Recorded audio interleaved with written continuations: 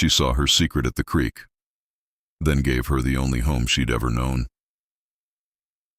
The creek ran thin that summer, a narrow ribbon of brown water slipping between stones bleached white as bone.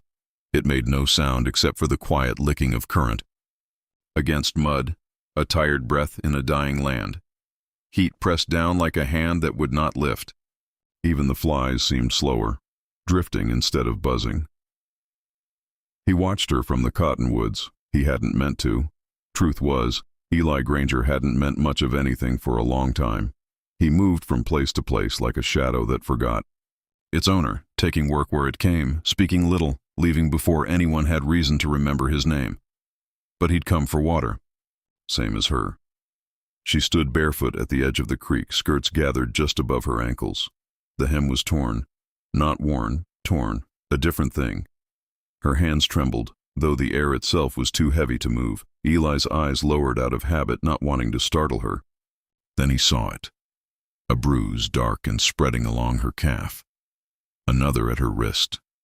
And when she knelt, dipping her hands into the sluggish water, the sleeve of her dress slipped, revealing a mark that no accident ever made. Rope. He felt something shift inside him, something he'd spent years burying beneath miles and silence.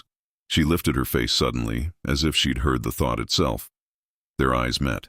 For a long moment, neither moved. Wind stirred dust along the bank, dragging it in thin veils across the earth. Somewhere far off, a horse whinnied. "You been standing there long?" she asked. Her voice was calm. Too calm. Eli stepped forward slowly, boots sinking into dry mud. "Long enough." She nodded, as though that settled something. Then she went back to washing her hands, scrubbing harder than necessary. "That your horse tied up yonder?" she asked without looking. "Is you passing through?" "Always am." That earned the faintest hint of a smile, though it didn't reach her eyes. "Lucky you." He studied her a moment longer. "You ain't." She stilled. The creek whispered. "You don't know me," she said. "No." He agreed. "Don't need to." Another pause stretched between them. The kind that fills with everything neither person wants to say. Finally, she stood and let her skirts fall. "Town's that way," she said, pointing vaguely through the trees. "If you're looking for trouble." "I ain't." She gave him a look then, sharp, measuring. "Funny. Trouble's usually looking for you, whether you are or not." Eli tipped his hat slightly. "Reckon that's true." She turned to leave, then hesitated. "Just for a second." "Don't stay after dark," she said quietly. "They don't like strangers." "Who don't?" But she was already walking away. The town of Dry Hollow looked like it had been abandoned by Mercy long before Eli arrived. Buildings leaned like tired men. Windows were clouded with dust or boarded shut entirely. A faded sign creaked above the saloon, its letters nearly erased by sun and wind. The street was empty save for a dog sleeping in the shade and a drunk slumped against a post. Eli rode in slow, his horse's hooves stirring little ghosts of dust behind them. He saw the sheriff first, not because the man wore a badge, though he did, but because of the way everything bent around him. Conversations died when he passed. Doors closed, eyes lowered. Sheriff Cole Mercer. Eli had heard the name somewhere down the trail. Men spoke it the way they spoke of storms, inevitable, and best avoided. Mercer stood outside the general store, one hand resting lazily on his belt. He was a broad man, clean-shaven, his clothes too fine for a place like this. Beside him stood two others, both armed, both watching the street with the dull patience of wolves. Eli didn't look their way, not directly. He tied his horse and stepped into the saloon. Inside, the air was thick with whiskey and sweat. A piano sat silent in the corner. A handful of men drank at scattered tables, their voices low. And there she was, not by the creek this time, but behind the bar. Her hair was tied back tight, her expression emptied of anything that might invite attention. She moved efficiently, pouring drinks, wiping the counter, never lingering near any one man longer than necessary. But they watched her, all of them. Eli took a seat at the far end. She came to him last. "What'll it be?" she asked. "Water?" A flicker of something crossed her face. Amusement, maybe. Or disbelief. We charge for that, she said. He set a coin on the counter. Then charge me. She poured from a pitcher and slid the glass toward him. There. Fingers brushed. It was brief, accidental. But neither pulled away immediately. You didn't listen, she murmured. I heard you. Then you're a fool. He drank, the water warm and tasting faintly of metal. Been called worse. Her eyes drifted to the door, then back to him. You should leave. Can't. Why not? Eli set the glass down. Someone needs help. Her jaw tightened. Plenty of folks need help. Only saw one. Silence fell between them, heavy and dangerous. You don't understand, she said softly. Then tell me. She shook her head. You don't get to fix things just because you walked in and decided to. Eli leaned back, studying her. What's your name? She hesitated. Clara.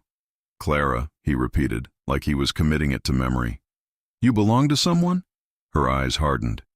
Everyone belongs to someone here. That ain't what I asked. A shadow. Passed over her face. Then she leaned closer, her voice barely a breath. They're selling me tomorrow, she said. Eli didn't move, didn't blink. Selling, he repeated. She nodded once. Auction. Like cattle. Like anything else. His hand tightened slightly, on the edge of the bar. Sheriff? She didn't answer. Didn't need to. The auction was held in the open, under a sky that offered no shade and no judgment. The whole town gathered. Men stood in loose clusters, talking low, pretending this was just another transaction. Women watched from porches, their faces closed off, as though looking too closely might make it real. Clara stood on the makeshift platform, her hands bound in front of her. She wore a clean dress. That was the only kindness afforded her. Eli stood. At the edge of the crowd, hat low, eyes fixed on her, Sheriff Mercer stepped forward, his voice carrying easily. Fine piece, he said. Strong, capable. Knows her way around a house, and a man, I'm told. A ripple of laughter. Eli's jaw tightened. Bidding starts at 50. A hand went up. 60. 70. The numbers climbed, casual and cruel. Clara stared straight ahead, her face carved from something harder than fear. Eli stepped forward. 200. The crowd quieted. Mercer's eyes found him, narrowing slightly. Don't recall seeing you before. You see me now. A murmur spread. 200, Mercer repeated. That's a generous offer. Done, Eli said. Mercer smiled thinly. Auction don't work that way. Works how I say it works, Eli replied, his voice even. The air shifted, hands drifted toward holsters. Clara looked at him then. Truly looked, something like disbelief breaking through her composure. You're making a mistake, she said under her breath. Maybe, he answered. Mercer stepped closer. You don't belong here, friend. Eli met his gaze. Neither does she. A long pause. Then Mercer laughed. Everything here belongs to me. Eli's hand rested lightly near his gun. Not touching. Not yet. Not this time. The first shot came from Mercer's man. Eli moved before the sound finished echoing. Gunfire cracked the air, sharp and final. Dust kicked up. Men shouted. Someone screamed. When it was over, the silence returned, heavier than before. Mercer lay in the dirt. Eyes open, seeing nothing. Eli stood still, smoke curling from his gun. Clara's bonds had been cut. He wasn't sure when. She stared at him, breathing hard. Yeah, he said. They'll come after you. Always do. A strange, fragile thing passed between them then. Not quite hope, not quite relief. Why? She asked. Eli looked out over the emptying street. The town already pretending none of it had happened. Because I didn't last time, he said quietly. She didn't ask what he meant. Instead, she took his hand. It was warm, steady. Then don't fail again, she said. He nodded once. They left Dry Hollow together, the dust rising behind them, the past not gone, but finally faced. And for the first time in a long while, Eli didn't feel like he was just passing through.